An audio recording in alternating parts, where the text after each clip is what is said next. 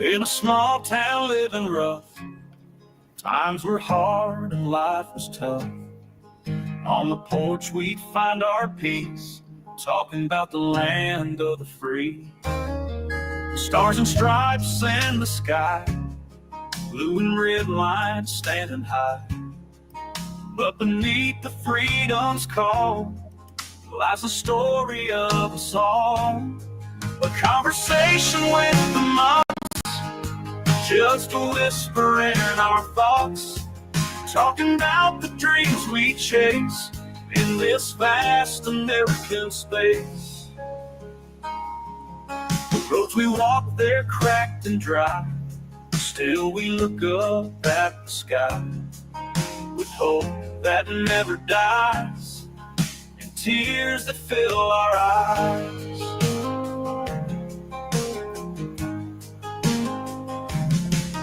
Thunderstorms and desert plains, echoes of our joys and pains. From the heartland to the coast, it's the simple things we toast. A conversation with the mutts, just a whisper in our thoughts, talking about the dreams we chase in this vast American space.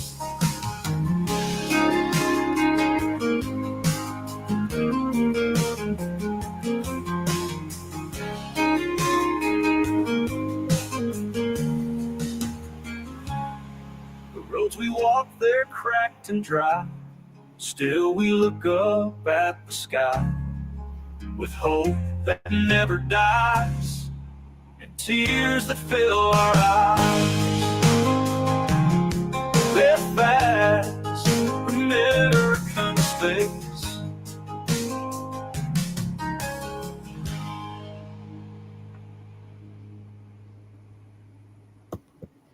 Good evening, ladies and gentlemen, and welcome to another conversation with the Mutts. Tonight we are discussing American castles. I am your host, the Celtic Mutt. And I am Mrs. Mutt. And to answer your question, Deb, we will have to talk about that after the show. We are going to go ahead and jump into the castles, though. The thumbnail, by the way, was chosen specifically because the gentleman who built the castle, and I'm going to let you start in a minute, honey, because the gentleman who built that particular castle, the Bishop Castle, had cancer, and being that I am a cancer survivor myself, Mrs. Mutt and I thought it very appropriate to use that particular image. So if you want to give us a little bit of information about the Bishop's Castle. Okay, give me just a second. I'm trying to pull up. Oh, I am pulling up the YouTube on my tablet so that I can keep an eye on the chat as well. So forgive me on that. Thank you. Oh, good gracious, where did that go? She lost her information, ladies and gentlemen. No, I thought I had opened that in here. And I know that it is now being run by his son, if I'm not mistaken. Yes, he actually oh shucks, his son's name is Dan. The gentleman that built it, here we go. The gentleman that built it, that's not it. Here we go. His name, give me just a second. This is not where I thought I was. It started out with the gentleman that did the vast majority of work, Jim Bishop, and his father. They actually they started out building what was just to be a stone cottage. And so many people in the area were looking at it and looking at it going, what on earth? What is that? Is that a castle? And from there, Jim just kind of decided, yeah, it's going to become a castle since so many people are basically asking it to be a castle. And his father just kind of said, you're going to have to do it on your own. They asked for volunteers, and that just never quite happened. So Jim did it on his own. I believe somewhere it is billed, I think it's actually in the castle itself, as the largest structure built by one man. Okay. And he actually was going, at least to start with, oftentimes he was picking up rocks in ditches and such like that. And that's where at least he started finding these stones. Didn't he almost become a felon building? Yeah, he did. Let's see. Trying to find that information. He ended up going to jail at least twice for it. Yeah, there's at least a state park. It's in Colorado, Deb. Yes, I want to say, yeah, Rye, Colorado. Yes, baby girl, I know. Yes, it's actually the address is 12705 Colorado 165 Rye, Colorado. And they actually do have their own website, or pardon me, they have a page at colorado.com. Okay. I will say that a lot of our information either came from phone calls that I made to the various castles to verify information, or from places like VirginiaPreserve.com, which we will get into a little later, as well as what was one of the magazines? There was another magazine that we were looking at, honey. There were a couple of magazines I came across, and when I get to those, I will be glad to list those sources. Yes. Bishop Castle itself has a website called bishopcastle.org. Okay. And Jim was very much against those attractions that charge an arm and a leg, especially, to get in.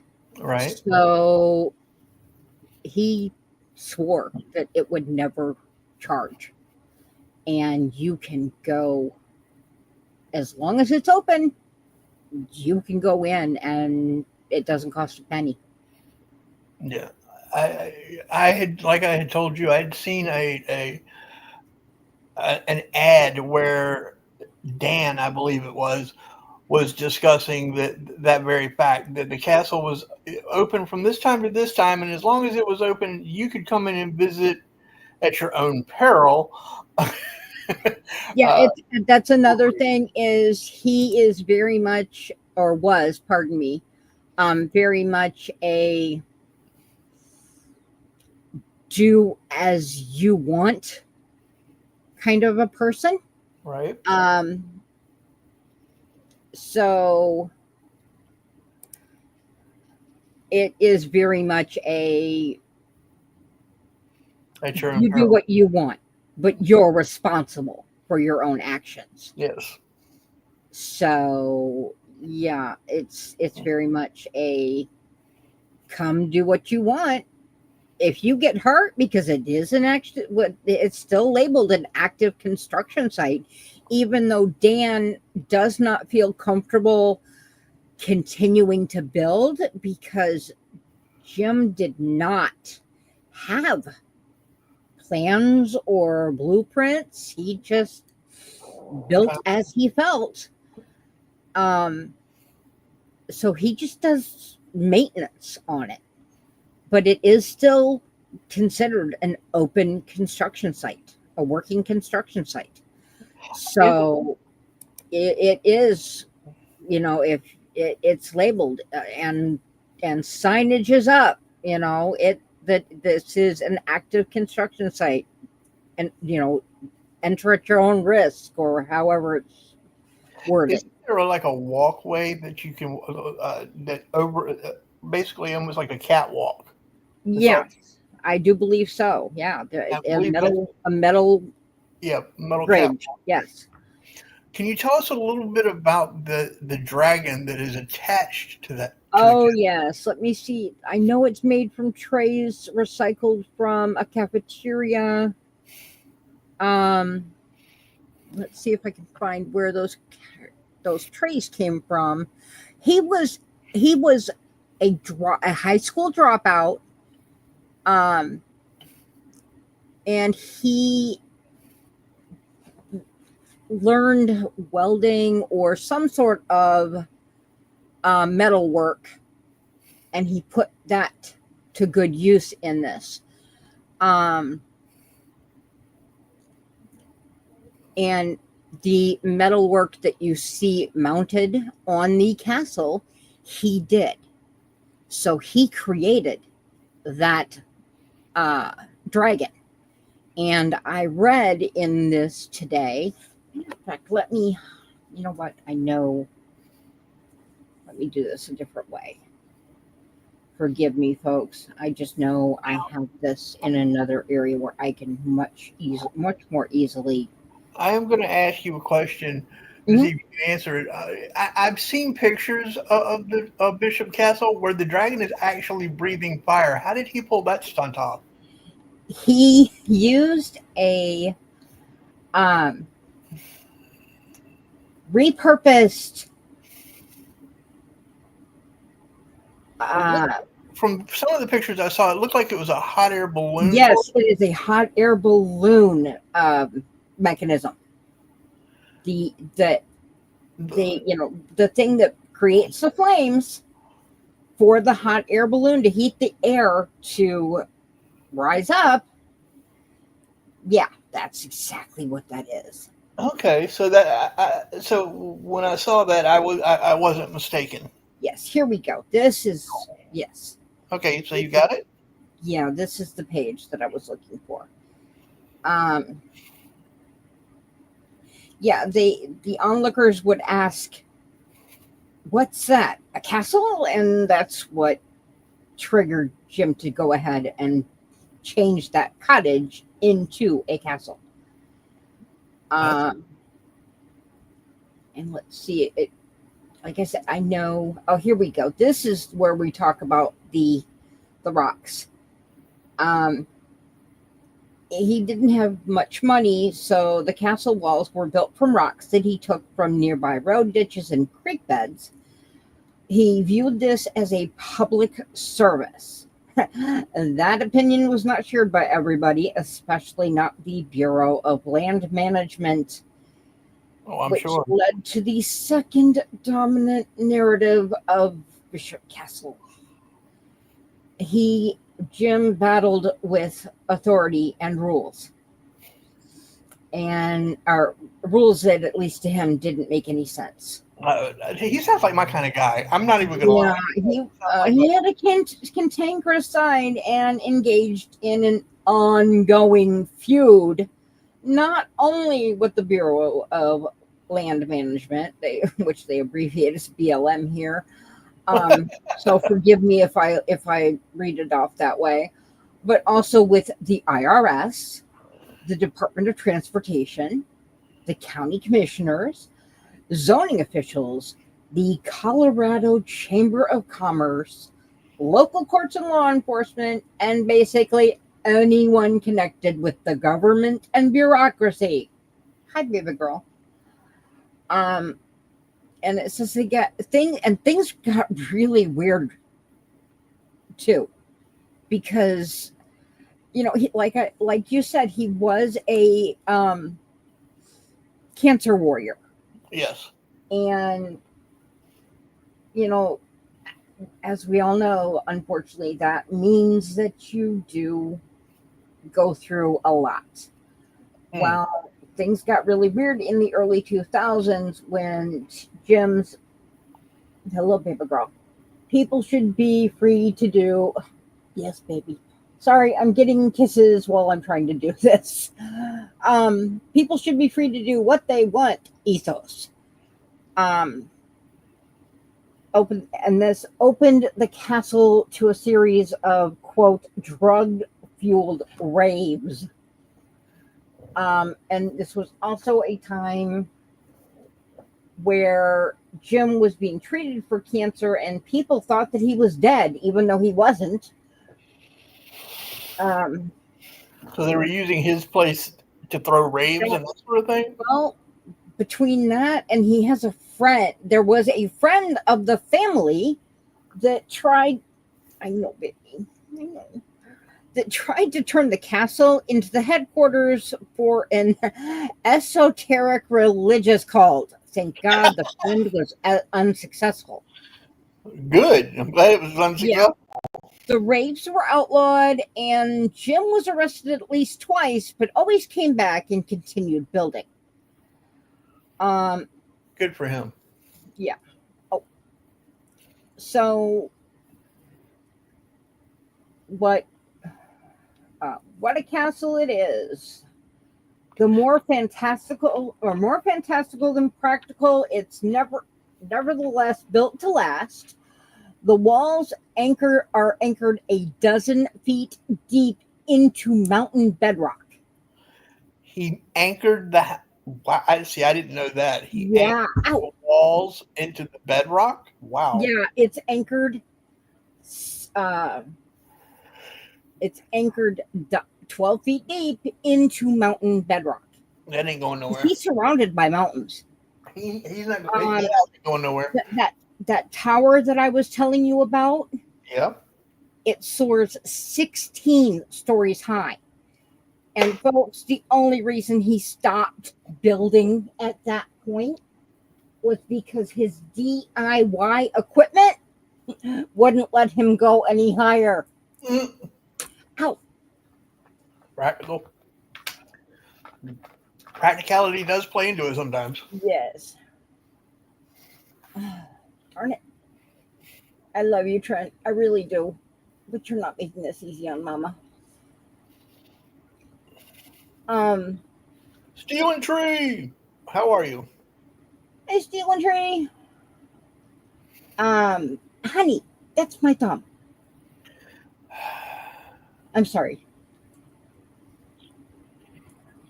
He has built a great hall in this with stained glass windows, and it echoes with the visitors' footsteps because the only furniture in the castle are a few folding metal chairs. No one has ever lived in it. They party in it, but they've never lived in it. Okay. Yeah. Here is about the Viking style dragon figurehead. It's made of countless cut apart stainless steel warmer trays from a Pueblo hospital cafeteria. Okay. It has a hinged jaw and occasionally belches fire from a burner salvaged from a hot air balloon. The reason he built it was because the press had stopped paying attention to him. Yeah, he's a bit of an attention sponge. Hound. Yeah. We're all about the dogs here. The right word. I couldn't think of the right word. He's an attention hound. I like it. He's Yeah. something the kind of guy I would have hung out with. And I love you. I don't need a French kiss.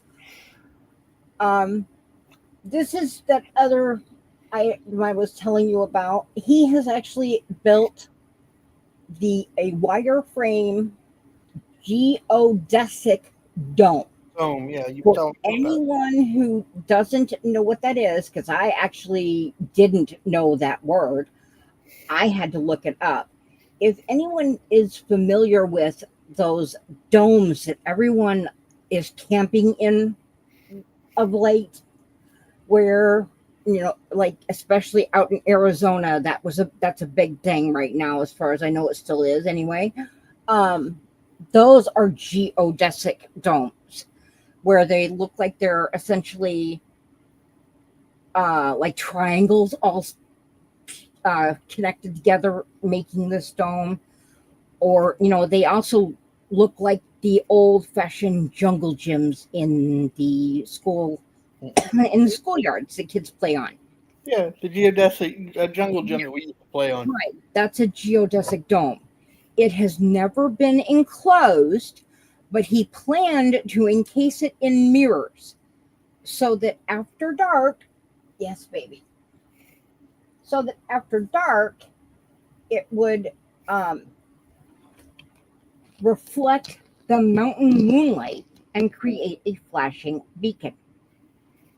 Jim said that it would, quote, attract castle visitors from outer space. Yeah, you were telling me about that. I thought it was kind of funny. Determination did not flag, but his work days grew shorter as the years passed. And unfortunately, age and infirmity forced him to ultimately retire in 2023. Honey, get off my computer.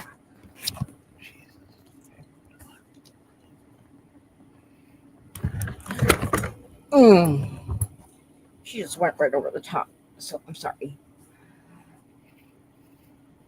And yeah, Dan, his son, is now overseeing it. In addition to this beautiful, at least I think it's beautiful attraction and just amazing thing that I would love to explore. I don't know that I would classify it as beautiful. But Well, I think I would definitely say it was clever, and it would be definitely something of interest that I would love to check out. But I don't know that I would classify it as beautiful. Well, I think it's beautiful in what he did, and the fact that he did this by himself.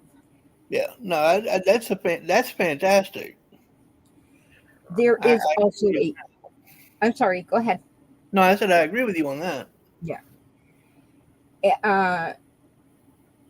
There is a snack bar, a gift shop, and there's several places to leave cash donations. Like I said, there's no charge. This is free to go as often as you like, as long as it's open.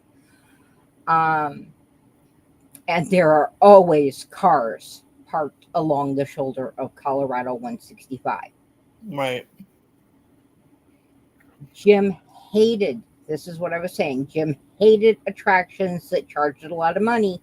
So he promised that his castle would forever be free to the public.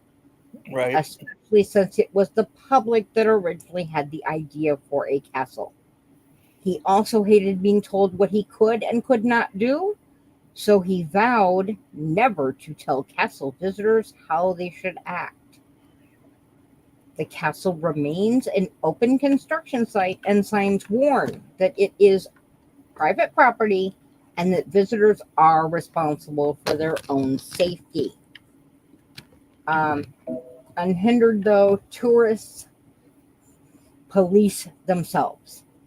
The ones that we saw, that person who wrote this article says they saw, were mostly nervous and careful, gingerly ascending the castle's hundreds of open-air stone and metal stairs, or warily walking its rickety-looking iron balconies and bridgeways, so it's not just one, or prudently avoiding the scary parts altogether.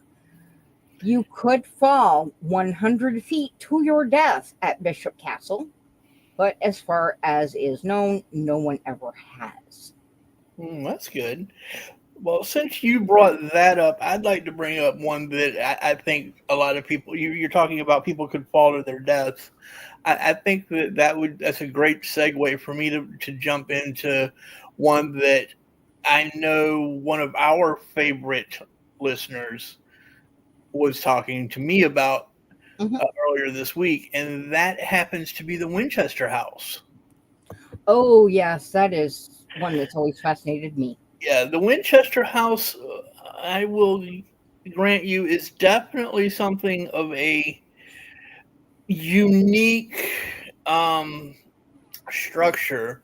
According to the folklore, Sarah Winchester was motivated to build a home with such odd features because a medium had told her that the ghost of those killed by the Winchester rifle would haunt her until the day she died, unless she went out to build a house with room for them all.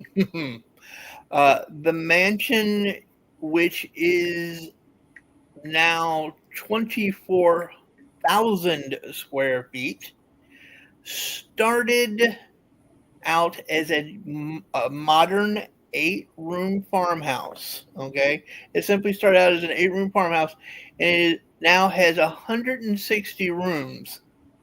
Some of the oddities of the manor include a door that leads to a 15-foot drop that lands you into an outdoor garden, as if you survive the 15-foot drop. Another is a door that has an 8-foot drop that would land you square in the kitchen sink. Could you imagine opening the doors? I sleepwalk, ladies and gentlemen. I could not imagine walking through the door and finding myself waking up in the kitchen sink. Well, that's a quick way when someone calls you for dinner. Really. Some of the staircases are so dangerous that if you walk up them without paying attention, you will walk directly into the ceiling. Mhm. That is insane to me. Now, Sarah was married to the not the inventor of the Winchester rifle. She was married to William Winchester, who was the son of Oliver Winchester, who founded the Winchester Rifle Company. William was the treasurer of Winchester Castle.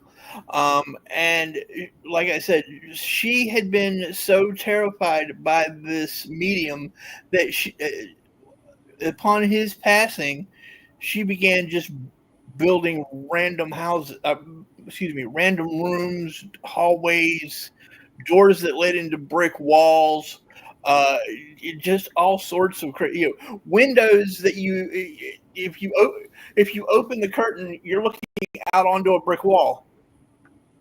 I mean, she would literally build a wall, have a window put in, and then have it bricked over.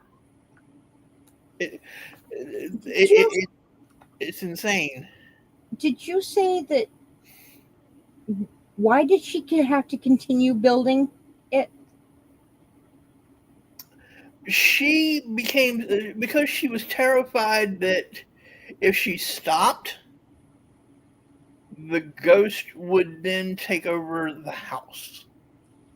Okay, because I had thought many years ago, I thought I had been told that she was also told that when she stopped building, she would die or something. I've heard that as well. I didn't run across that in my research for this show, but I have heard that in other things. Which if you stop building, you will die. That to me would just that would be yeah. If And I were Deb says, "I'm sorry. Go ahead, honey. I'd say if I was superstitious, that would keep me building. Yeah. Yeah." And Deb says the crazy stairs and rooms were to trap the bad spirits. Yeah. Yep. Yep, that is true. Um, which that was the one that I thought was kind of very interesting. I will say that it is not. It is also the Winchester House on this list that we comprised. By the way, we've come up with what was it about 60 castles between the I several. think so. I know I've got one article that talks about 22 castles and another one that talks about 40, but I have a feeling a lot of those are They duplicate. could be, and I know that there were several that I ran across another list that they included homes that looked like castles but weren't necessarily listed specifically as Right. castles. American castles. So there are a number of them out there. But what I was going to say was that the Winchester Manor is, or excuse me, the Winchester Mansion is not the only haunted castle on the list. I will Yeah. share more about that later. Um, was there another one specifically you would like to cover, or should I just start at the top and work my way down? You. Oh. I don't have a specific one. And other things I have are my list. Well, since I know that Deb is listening and she's from New York, we're going to start with one in New York. It's the Belvedere Castle. I It's believe that's probably on. I think that's on my lists. Yeah, Belvedere Castle. Now, this one is kind of interesting because of where it is located. It sits in the center of Central Park. Mm-hmm. It was constructed, excuse me, its construction was started in 1867 and was completed in 1872 and was the brainchild of the park's co-designer Colbert Voss, who wanted the Gothic structure to serve as a surprise for people who strolled the park. The castle contains exhibit rooms, an observation deck, and in 1919 became the park's official weather station. The current weather station in Central Park is located immediately south of the castle, though wind equipment is still located in the main tower of the castle. Its name is the German word for beautiful view. So that's exactly what that Belvedere means, beautiful view in German, apparently. The castle excuse me, the castle caps Vista Rock is 130 feet tall. Uh, it's an outcropping and the park's second highest natural elevation. The park's highest elevation is Summit Rock, which is at 83rd Street and is 7.5 feet taller than Vista Rock. So there's a little bit for our New York listener currently who may or may not be homesick. Would you like to cover another one, dear? I find it interesting just because I've just noticed this. I have two different sites that are both have articles about the 48 beautiful castles, and the first two are identical, and both of them did have Belvedere as the first one listed. So I'm just going to close one of them out, assuming that they're both identical. Probably. I think what they did was they. I was going to say they did it alphabetically. Probably from the same publishing house. It's possible. Did you know that I have my own castle? Yes, I do. As a matter of fact, it's Scotty's Castle in California. It is Built indeed. by Walter E. Scott, who was a con man and gold prospector. Yep. He convinced a Chicago couple, Albert and Bessie Johnson, to build it in 1922 Spanish style. It was a 1922 Spanish style castle. It's in Death Valley National Park, California. He never owned or lived in it. He was the inspiration behind the name. Yes. Now, the following is the story told by the California Park Service. I also looked this one up. Albert Mussey Johnson built the house as a vacation getaway for himself and his wife Bessie. Walter Scott, known as Death Valley Scotty, convinced everyone that he had built the castle with money from his rich secret mines in the area. Scotty was the mystery. Scotty was a mystery. He was a cowboy and an entrepreneur, but he was also a friend of Walter Scott's. He would turn out, however, to be a common con man.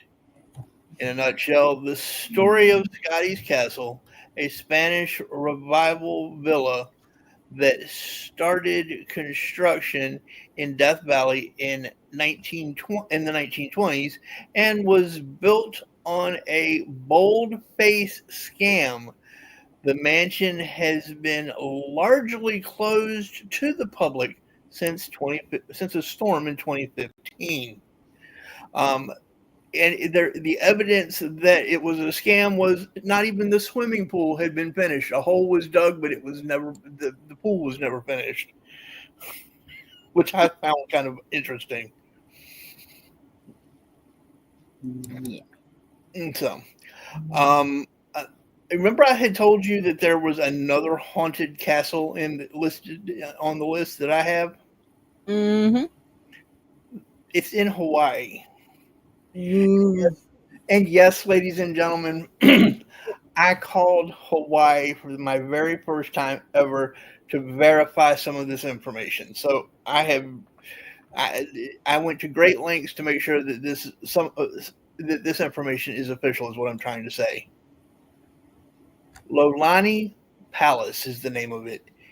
Is the only official royal residence located in the United States and is located in downtown Honolulu, Hawaii.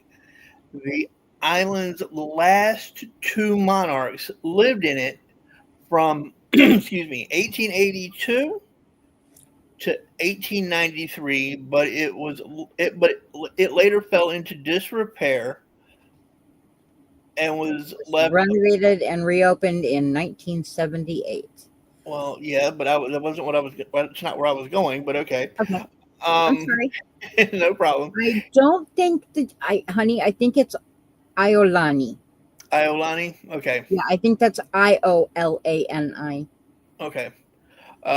It sits on 11 acres.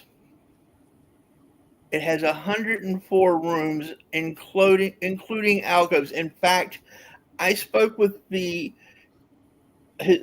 palace's historian to confirm the number of rooms, and those include alcoves.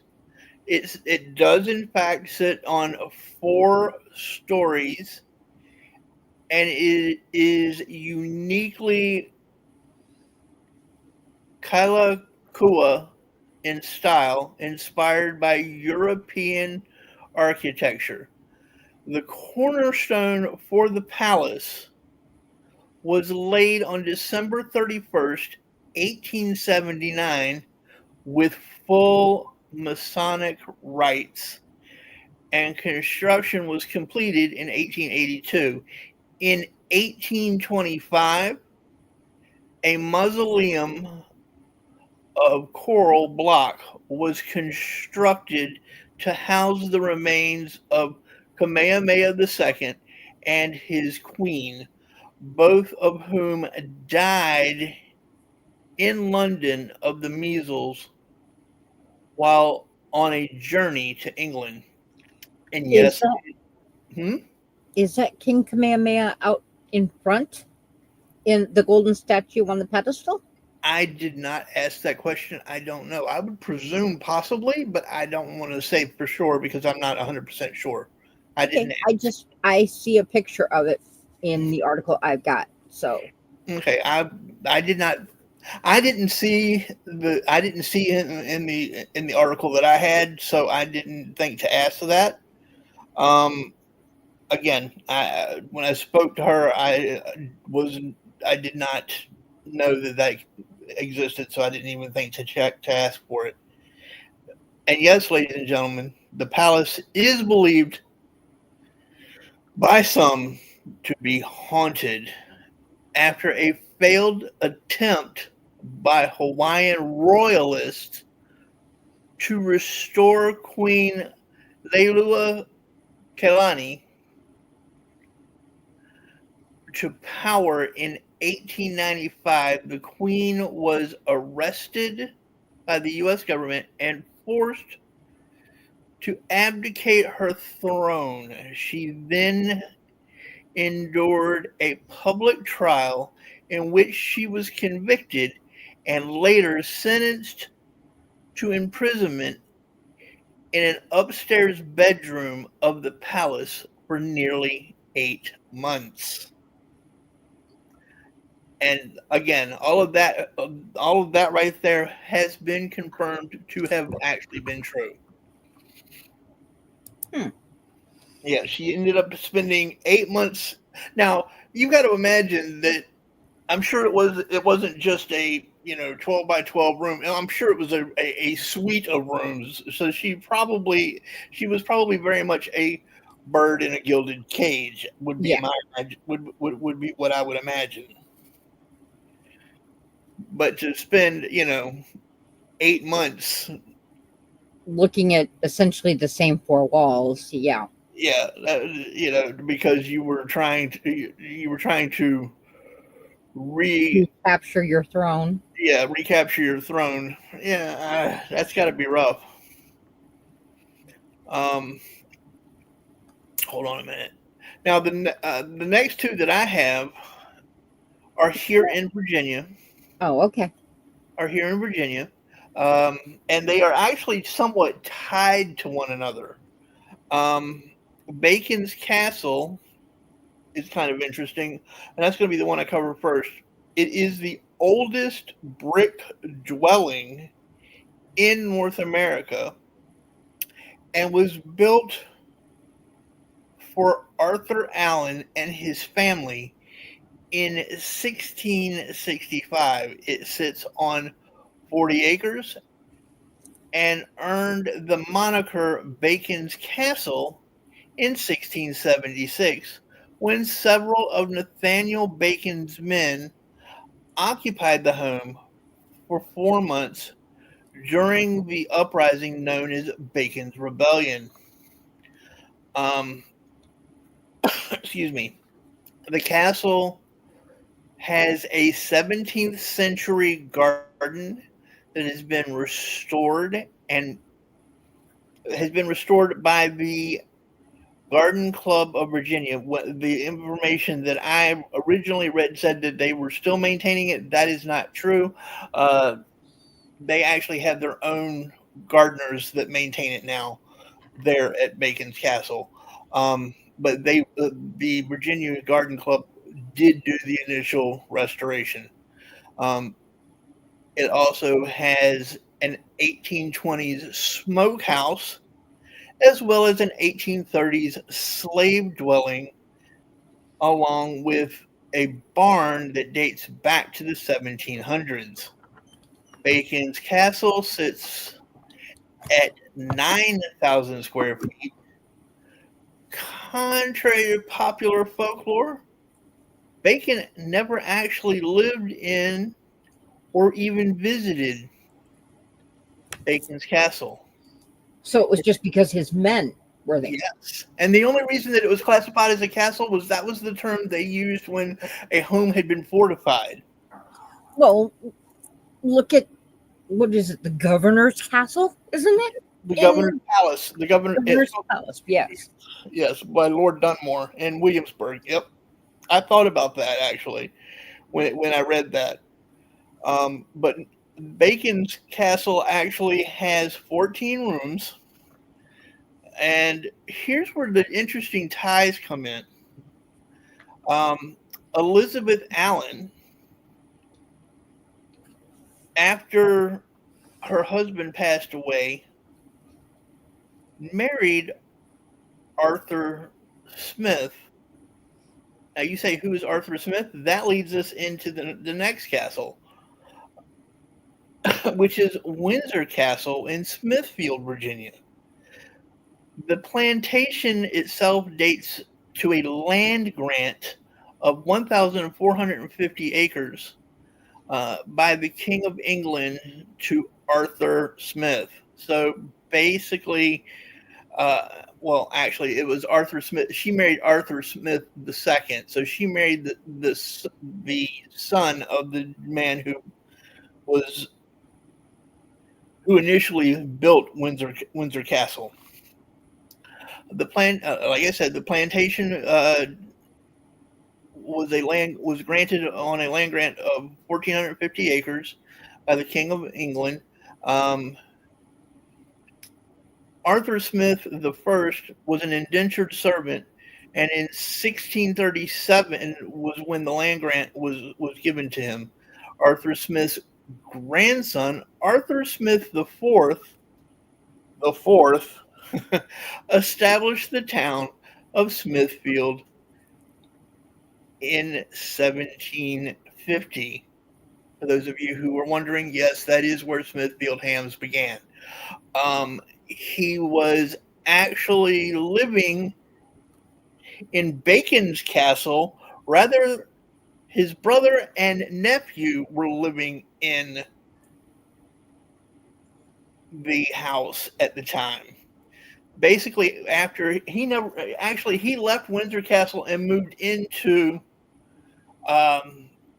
Bacon's castle after he married Elizabeth. Okay, I gotta say it. There's got to be something, because you're a Virginia born and bred guy. Yes. You got something for pork, don't you? I do. Yeah, that explains why you ended up with a Iowa girl. Probably, yes. For those of you that don't understand that, Iowa is known for its two major products: corn, as in that stuff that grows out in the field that you corn on the cob. Corn. Yeah, that you put butter on, and pork. Yep. Now, the first recorded use of the name Windsor Castle dates all the way back to 1884. It is unknown how it got the name Windsor Castle. I'm sorry. I'm getting my castles confused, ladies and gentlemen. I do apologize. It is unknown how it got its name. The manor sits on 208 acres currently, and was formerly a plantation, and it currently has 17 rooms, much smaller than the castle the palace in Hawaii. Now, we have covered one of Bishop's. We covered one Bishop's castle. Did you know that there was a second? Are you sure it's a castle? Well, they call it Bishop's. Some say it's Bishop's Palace. Others say it's another Bishop's castle. Yeah, but for the sake of this discussion, I'll refer to it as Bishop's Palace or Bishop Palace. It is in Galveston, Texas. It has 52 rooms, designed by Nicholas Clayton. The Bishop's Palace, also known as Grisham Castle, is an ornate 19,082 square foot structure. It was completed in 1892 for lawyer and politician Walter Grisham. The Grisham Manor was made all of stone and was sturdy enough to withstand the Great Hurricane of 1900. The palace only suffered minor damage. In fact, the Grisham House, the Grisham House was the temporary home to hundreds of survivors of the hurricane when the Grishams opened their house to these folks, which I thought was kind of interesting. Now, the Archdiocese of Galveston purchased the property in 1923. It served as the headquarters for the Archdiocese for 40 years. It was made a Texas Historical Landmark in 1967 and was listed with the National Registry of Historic Places in 1970 and was added to the Galveston East End Historic District in 1975. So there's a little bit of. I thought it was kind of interesting that they both had the name Bishop tied to them. And again, Bishop's Palace. Some people refer to it as another Bishop's Castle. That's why I thought it was kind of interesting. Mm-hmm. Did you have any others that you would like to discuss, dear? Well, mine, I don't go into as much depth as you've gone into yours, but I did find one here that I thought was very unique. Well, I shouldn't say here because it's not Virginia, but if we ever get back out to Arizona, one that I would like to go to visit. Okay. It is called Montezuma Castle, and it is at Camp Verde, Arizona. And this apparently was built by the Sinagua people. It is a 20-room castle, and it misspeaks, if you ask me, when it says that it's built on a cliff. When you see the picture, it's built into the cliff. It's built into the cliff? Yes. Yeah, it's not on the cliff. It's not at the top of the cliff. It's built into the cliff. So I would think that this would be very well a very good spot to have. I think it would be to some extent easy to defend. They're either going to have to drop down somehow from above to get to you, or they're going to have to climb up to get to you. Yeah. Or they're going to have to scale from the sides. So are they like literally in the side of the mountain? Yes. They're literally built into. Wow. Yeah. That would be the way to go. Yeah. And this was built approximately 800 years ago in what is known today, like I said, as Camp Verde. It's too fragile to allow tourists inside, but the view from below makes it worth visiting. Oh, wow. I don't know how high off the ground it is. I don't know what is below it to know if they're looking in this photo, for example, across a small river or something. Right. Because I mean, they generally try to have a body of water nearby when they make some sort of settlement. Right. So, but unfortunately, this photo, all you're really seeing is the cliff face and sky above it, and it's curved. Okay. Now, is it curved because of the contour? The cliff that it's built into is curved. Okay, that's what I was asking. Yeah. Okay, so there's this. It kind of went with the contour of the mountain Yes. is built into. Okay. Yes. There are some. It at the base of it, I can see that there's immediately below it. It looks like scrub, but I can't see what's farther out in front. Mm-hmm. So, going back to New York, there is Lyndhurst Mansion, Okay. which is in Tarrytown, New York. It's a 1838 mansion overlooking the Hudson River. It's one of the country's best examples of Gothic revival architecture. It was built for New York City Mayor William Paulding and was later bought by railroad tycoon Jay Gould. Good night, Deb. Have a good one, sweetie. Night, Deb. And for those of you who are new to the channel, we are very active with our chat as well. So we will stop to acknowledge if someone's leaving. Please bear with us when we do that.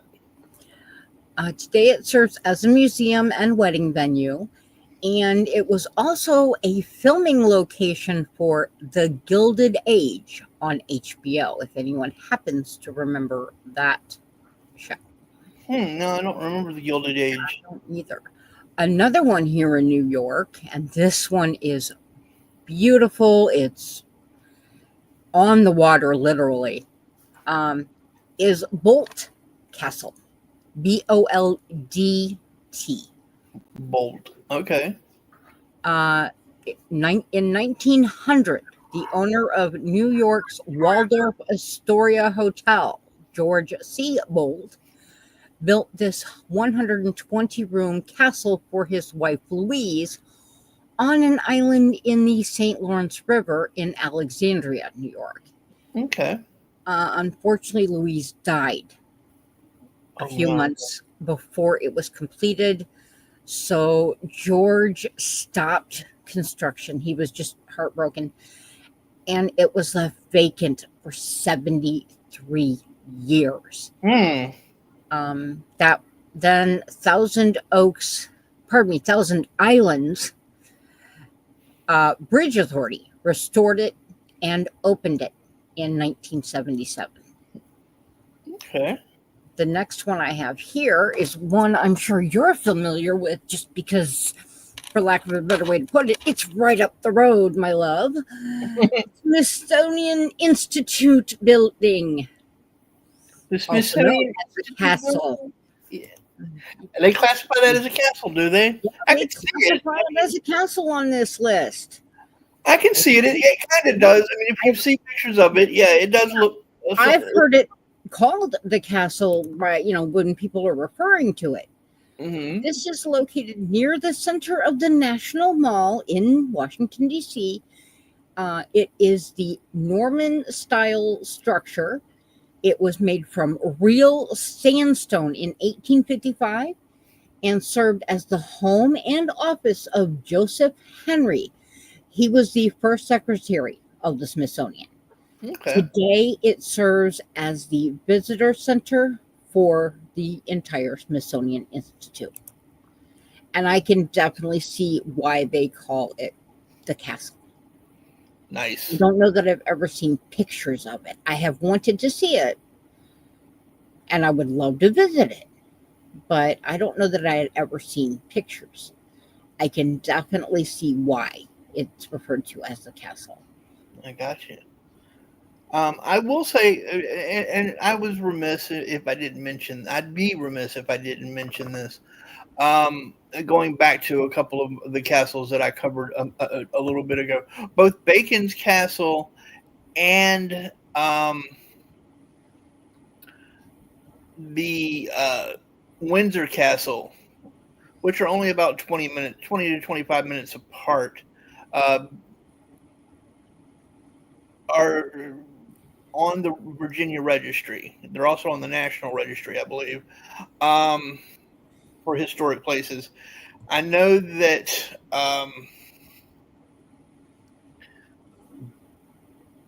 Bacon's Castle. No, I'm sorry. Windsor Castle, you can actually it's an entire park. It's almost an entire park now, and they only do guided tours. And again, I would feel remiss if I didn't mention this. They only do the guided tour like once or twice a month, but you're free to do to wander the grounds so long as the park is open. They do offer mountain bike trails.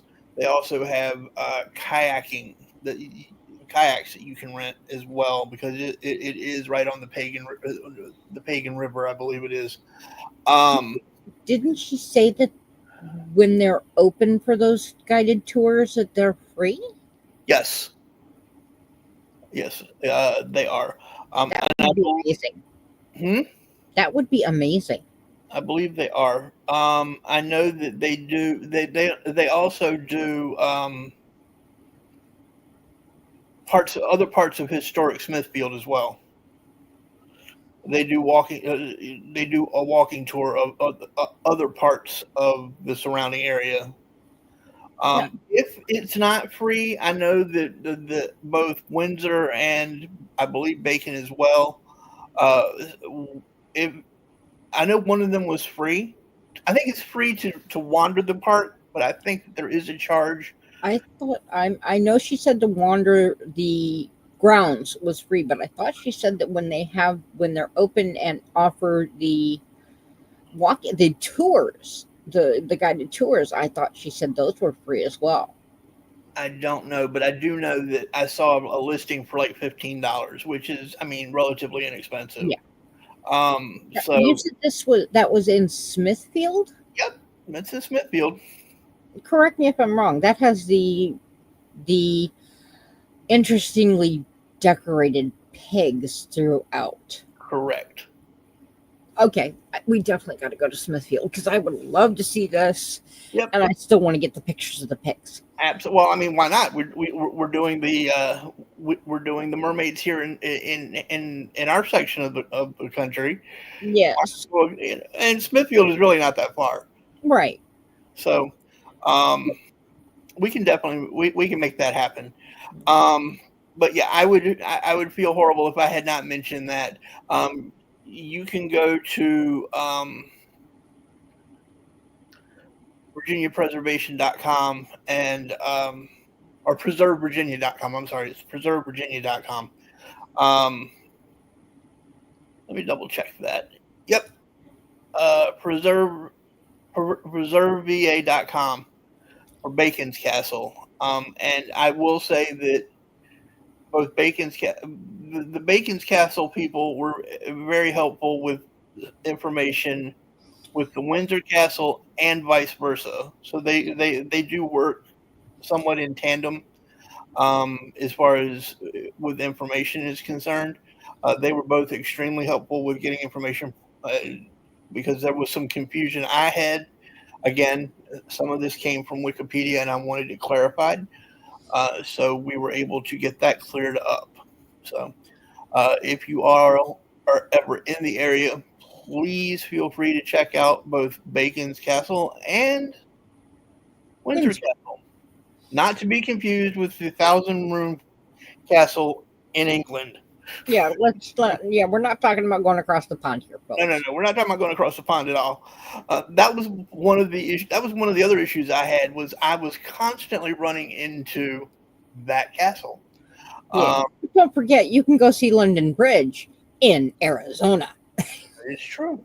That is very true. That is true. It was actually moved to Arizona. I forget what year that happened, but that's I forget too. But yes, story. Yes. They moved the original London Bridge. They sold it because it was sinking, and a gentleman bought it and moved it piece by piece to Arizona. In there. Yes. I've covered. We weren't going to cover all 40. We'd be here all night if we were going to do that. I've pretty much covered all of the ones that I wanted to cover, or that I had information for, that I looked up the information for. Let me just say that. Were there any others that you had? Well, I'm going to go real quick, but for the heck of it Okay. and go another way. Okay. For those of you who have a few, I don't know, an extra few 100,000, maybe a few extra million in your pocket, and you're looking for something to spend it on, you can actually go to Castleist, that's CASTLEIST.com, and you can actually find a list of castles, including several here in the United States that are for sale. There's one here, SPOA. So I think that's just that the price is available on request. In New York, Whitehall Armory Castle. There's one in Texas for $4.9 million. That's the Parsons Castle. We'll go look that one up. I've always, I thought about moving to Texas. And what's 4.9 million? We can drop that easy, right? Yeah. Would you? Yeah, Texas might be an option. The one in Pennsylvania is beautiful, but I don't want to deal with the snow. Definitely not Wyoming for the same reason. Love our listeners out there in Pennsylvania and Wyoming. We just don't want to live in your area. There's too much of that white stuff. Yeah, well, and we won't discuss why we won't go into California. That's a whole other. After listening to a certain person that we like to watch on a nightly basis about news, we won't look at the West Virginia, which doesn't even look like a castle. It's this modern American castle. Yeah, I don't. If I'm going to live in a castle, I want it to look like a castle. I don't want some modern American something. Yeah. But for those of you who just want to know what it's like for a night or two, CelticCastles.com has a list of some castles that are actually hotels. And they have a number here in the U.S. Nice. It says the USA may not have kings or queens, but that doesn't mean you can't live like royalty in one of our hand-picked castle hotels. They do have a beautiful Highlands Castle in Bolton, New York. That's quite breathtaking. And it's actually Bolton Landing. It's on Lake George in the Adirondack, mountains. There is one called Kentucky Castle in Versailles, Kentucky. I don't know that Mission Inn Hotel and Spa just doesn't sound like a castle to me. No, it doesn't. It really doesn't. Norumbega Inn in Camden, Maine. That possibly has some potential. Okay. Camden, Maine. I've been through Camden, I believe it is, and that's in a pretty part of the state. So I mean, they've got some that have some definite. They've got one here in Newport, Rhode Island called the Chandler at Cliffwalk. Right. They've got another one in New York. And that looks like that. I don't see an option for a second page. So that pretty much sums it up. For those of you who want to live like a king and queen without having to deal with it every day of the year. I'm seeing, just looking real quick, I'm seeing anywhere from $282 per room per night. And that, I didn't look at all of the information, but that Chandler at Cliffwalk in Newport, Rhode Island, $567 per room per night. Room only.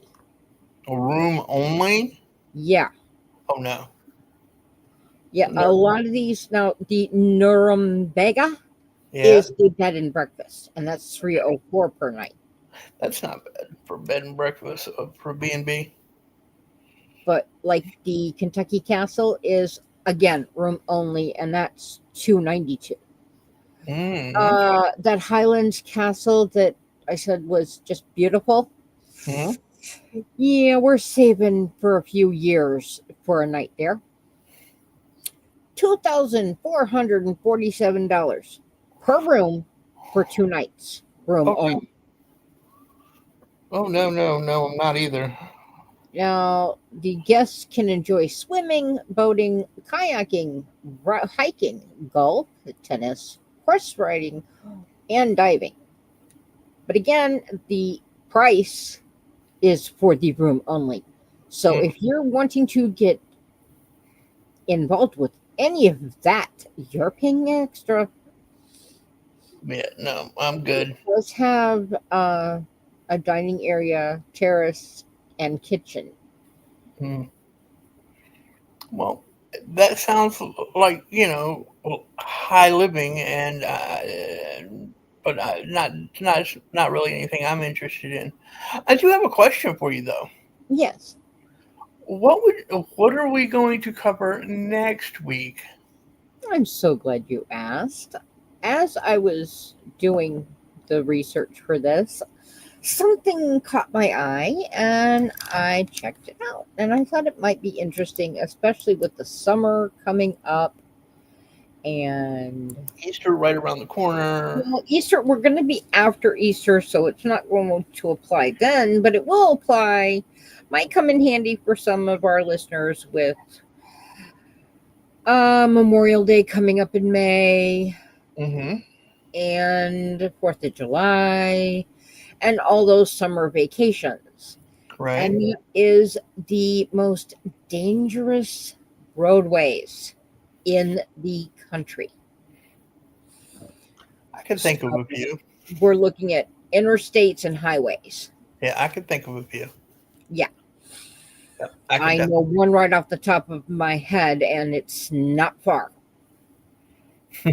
Yeah. I think I know which one you're talking about, and yeah, we'll definitely have to look into that. But I've enjoyed tonight's show. I hope you have.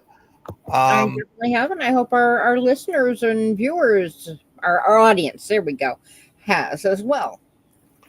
I'd like to thank all of you who are sticking with us, and for those of you who join us every week, thank you. And to our beloved Rewind crew that catches us after the fact, I want to thank you all as well. Please feel free, if this is something that you've enjoyed, drop a like, um, and even share it out. It helps to get us out. Um, I am looking into possibly expanding us into Spotify and a few of the others. There are some options, some other platforms that would help get our podcast out to places like Spotify, Apple, and those. And I am looking into that as we speak. But our biggest help would be you guys sharing these out. So I just want to encourage you to do that. And I want to say thank you to all of you who do follow us every week. I know I just stated that, but it really does mean a lot to Mrs. Mutt and I, and we are very, very grateful. So I look forward to discussing dangerous roadways with you next week.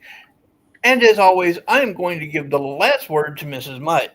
Actually, before I do my normal little sign off, I am putting in a little bit of information in the chat asking anyone if they have any suggestions for anything that they'd like us to discuss, to email that information to you. Okay. So, just to give you a heads up, and also just to let anybody who's out there listening, if they're on the Rewind crew and cannot see the live chat, that email address is celticmutt1970@gmail.com. If you'd like to reach out to me, my email is true Mrs., and that does have the period after MRS, mutt@gmail.com. So you can reach out to either of us with any questions, any show suggestions, anything you would like. We would be happy to hear from you. Absolutely. As for that last word, my love, Yes. just tell everybody, have fun storming the castle. Night, everybody.